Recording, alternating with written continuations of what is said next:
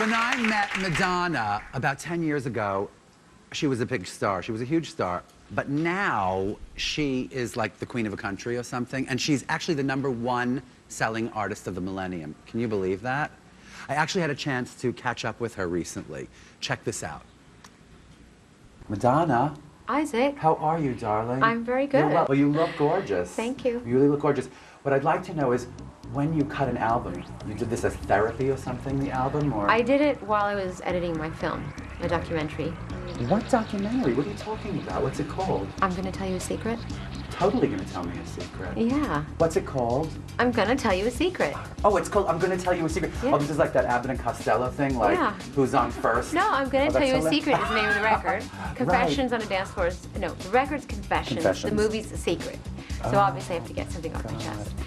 Well, now tell me about this look, because this is sort of like an unveiling of a new Madonna. Well, I really got into listening to all the old Studio 54 records while I was creating the record.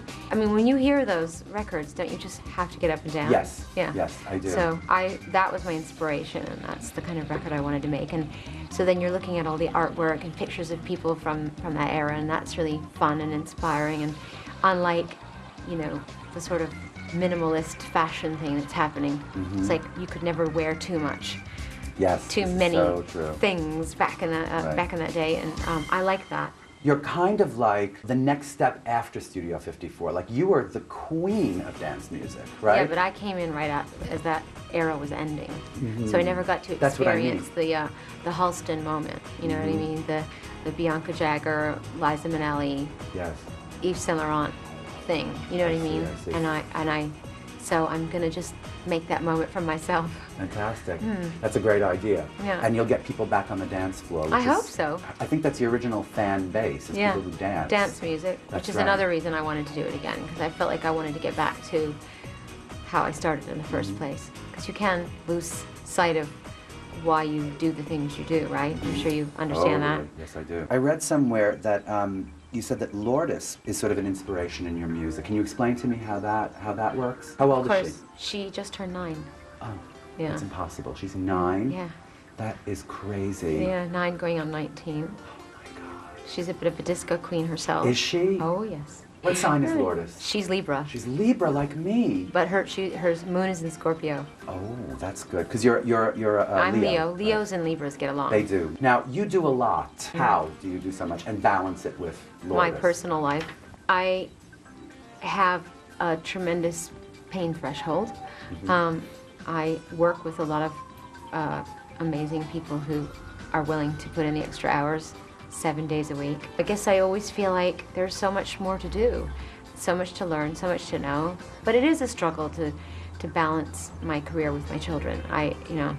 I'm always going, oh God, I'm a crap mother. I want to get home and put my kids to bed, and then sometimes if I'm spending a lot of time with my children, I think, oh God, I just want to be an artist, and it's hard.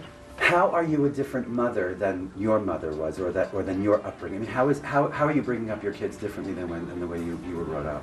One thing my parents didn't encourage me to do was ask questions. It was the old "because I said so" routine. Right. And I hope that I'm encouraging my children to ask questions, to go beneath the surface.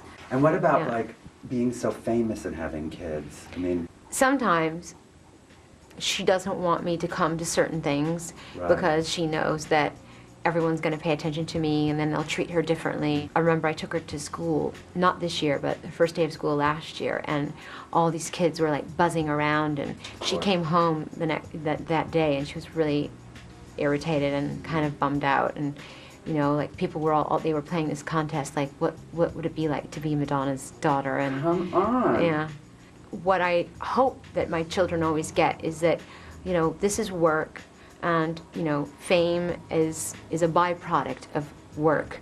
So, and it's not the most important thing, and that's not what we strive for, and we treat it like it's a separate animal, and we don't give too much import to it. Yeah. And maybe if she resents certain things about having a famous mom, at least she understands that she had a passionate mom. Yeah. Of all that you're doing and everything that you've done, what do you have your eye on for the future? I would love to direct a film. That's my new, after making this documentary, that's my new passion and something, a new frontier for me. Any ideas? Yeah, it will be musically oriented. Well, when you cast this project, Yes. I sing. I've actually heard that rumor about you, so. Thank you. You're very welcome. You're a doll. Nice to see you again. Nice to see you too.